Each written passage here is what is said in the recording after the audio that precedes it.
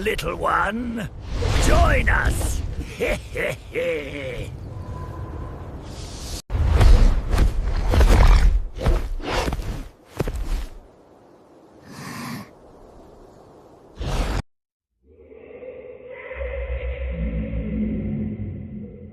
The pitch-black darkness of a midnight silence governs the world, creating a heavy, oppressive void where the very air seems to have frozen, in anticipation of something unnatural.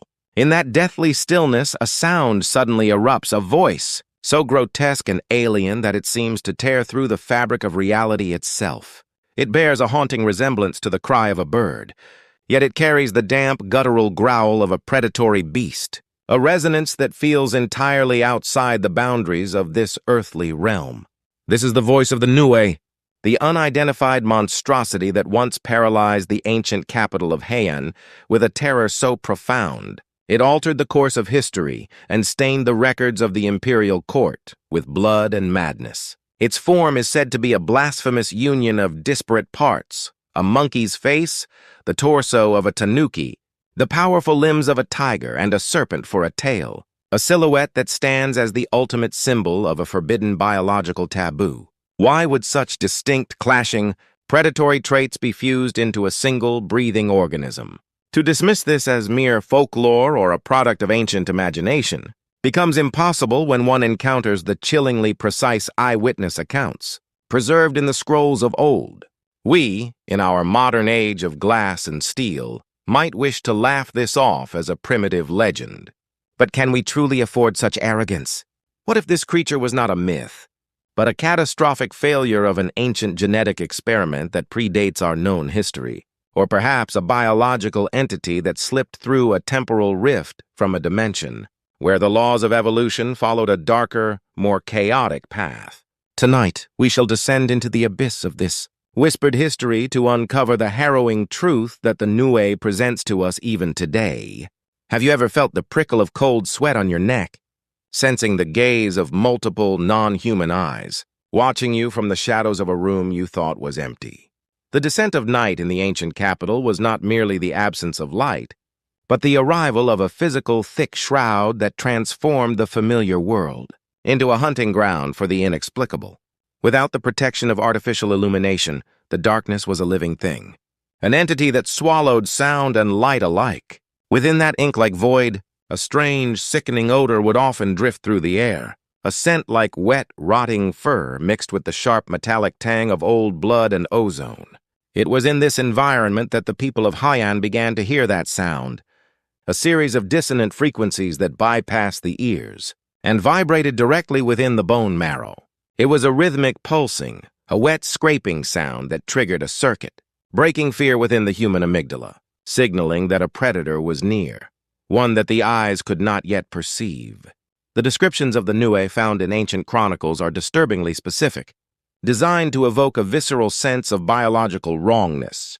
The face of the monkey suggests a cunning, human-like intelligence, a capacity for malice that goes far beyond the simple hunger of a wild animal. Eyewitnesses spoke of eyes that held a mocking glint, a gaze that seemed to judge and deride the humans it terrorized from the rooftops. The torso of the tanuki hints at a hidden internal complexity, perhaps acting as a massive resonance chamber for its devastating acoustic attacks. The limbs of the tiger represent a level of raw, physical violence that no human could hope to parry, with claws like blackened iron capable of shearing through armor. And finally, the serpent tail, an independent appendage, with its own head and venomous intent, creates a biological paradox, a creature with no blind spots and two separate nervous systems functioning as one.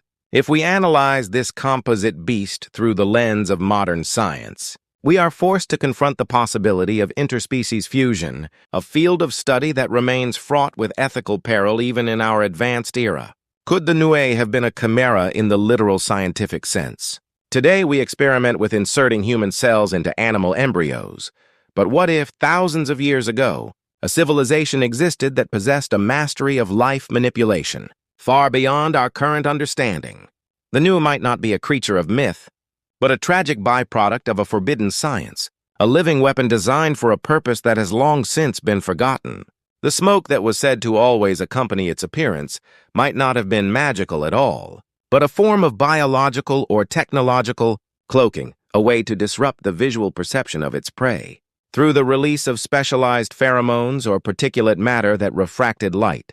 The most terrifying aspect of the Nue was undoubtedly its voice, a sound often compared to the cry of the white's thrush, yet described as infinitely more soul-crushing. In the Heian accounts, the Emperor Konoe fell into a wasting sickness, plagued by nightmares and a physical decline that no physician could cure.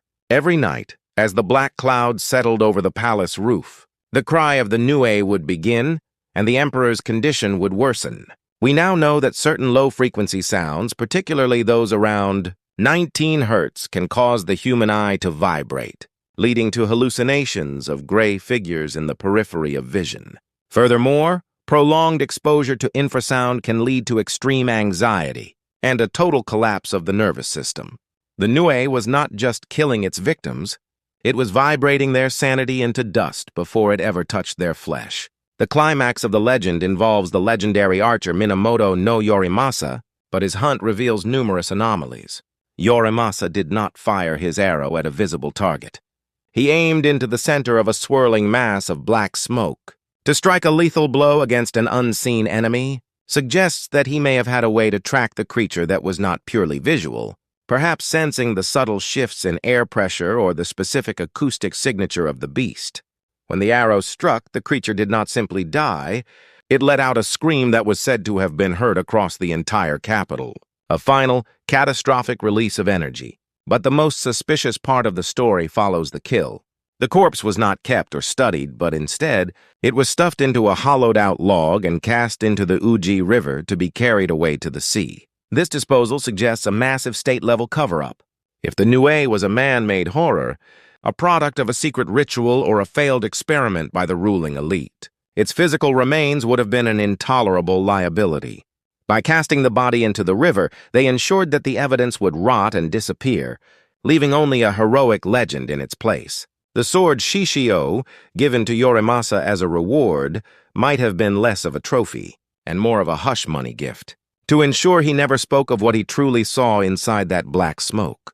The Uji River acted as the perfect grave for a truth that was too dangerous to be known. What kind of darkness must have been hidden in those chimeric cells to make the most powerful men in Japan tremble with the need to erase it from existence? The symbolic composition of the Nue also holds deep significance within the framework of Onmyodo and Feng Shui. The fusion of these specific animals represents a violent disruption of the natural balance, a deliberate act of chaos meant to fracture the spiritual protection of the capital. The Nue was a living curse, a biological manifestation of the demon gate. From a modern psychiatric perspective, the Nue can be seen as a projection of collective trauma. The Heian period was rife with political intrigue and hidden violence, and the monster may have been the shape that the shared anxiety of the people took. Yet, the consistency of the anatomical details across different regions suggests a shared reality, a monster that stepped out of the collective unconscious and into the physical world. The legacy of the Nue did not end with Yorimasa's arrow. Throughout history, there have been recurring reports of similar chimera-like creatures appearing in the remote mountains of Japan. In Hyogo and Shizuoka, there are mounds and shrines dedicated to the spirit of the Nue, places where the ground is said to remain cold even in the height of summer. These are containment sites built to keep a lingering malice from seeping back into our world. If the Nue was a species rather than a single individual, then the genetic blueprint for this horror may still exist, dormant in the deep, unexplored corners of the wilderness. In recent years, hikers have occasionally captured blurry footage of animals that do not fit any known classification, creatures that move with an unnatural, multi-jointed gait and possess eyes that reflect light in a way that suggests a complex, multi-layered retina. As we move further into the 21st century, we are beginning to create our own versions of the Nue. Our advancements in artificial intelligence, synthetic biology, and robotics are allowing us to fuse disparate elements in ways that the ancients could only dream of.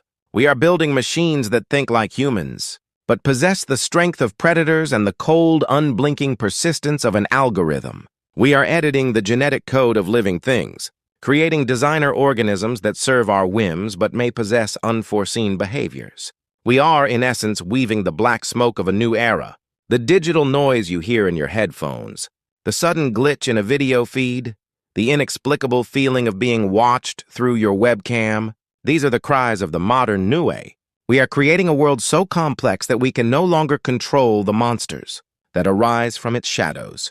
The story of the Nue is a warning, a timeless echo that reminds us of the price of hubris. When we reach across the boundaries of the natural order to create something for our own convenience, we invite a chaos that cannot be easily banished.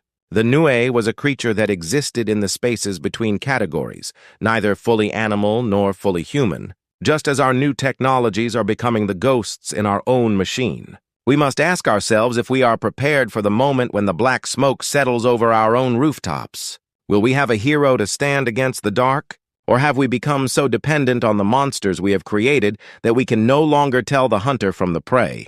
For those who wish to continue this journey into the hidden corners of history and the unexplained mysteries of our world, exploring the intersection of ancient lore and modern science, I invite you to join our community. If you find value in these deep dives into the shadows of the human experience, please consider subscribing to the channel. Your support allows us to keep the light burning against the encroaching gloom, ensuring that these stories and the truths they hide are never forgotten. Every like, comment, and subscription is a signal that there are still those who seek the truth beneath the legend.